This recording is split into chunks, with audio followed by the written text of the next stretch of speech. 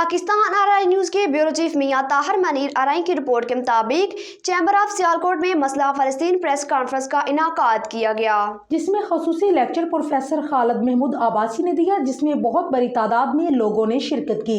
जिसमें खवातीन भी शामिल थी। प्रोफेसर खालिद महमूद अब्बासी ने कुरान और हदीस की रोशनी में मसले फ़लस्तीन की प्यारी प्यारी बातें बताईं और आवाम ने मसले फ़लस्तीन पर अपने उलमाए कराम से सवालात किए। प्रोफेसर खालिद महमूद अब्बासी ने कुरान और हदीस से उनके सवालात के जवाबात दिए। सीनियर सहाफ़ी मियां अरफान अली और सीनियर सहाफ़ी मलिक वसीम से प्रोफेसर खालिद महमूद अब्बासी ने मसले फ़लस्तीन और मसले कश्मीर पर ख़ुसूसी गुफ्तगू की, जिसमें उलमाए कराम मौजूद थे। प्रोफेसर खालिद महमूद अब्बासी का बयान सुनकर लोगों ने खुशी का इजहार करते हुए कहा है कि उलमाए कराम से अपने नबी सल्लल्लाहु अलैहि वसल्लम की बातें सुनकर ये फैसला किया गया है कि ऐसा प्रोग्राम हर माह चैम्बर ऑफ सियालकोट में किया जाना चाहिए, जिसमें प्रोफेसर खालिद महमूद अब्बासी जैसे हमारे उलमाए कराम कुरान और हदीस की रोशनी के मुताबिक बयानात करें और इंशाअल्लाह हम लोग भी मिलजुल कर इस्लाम को फैलाएंगे।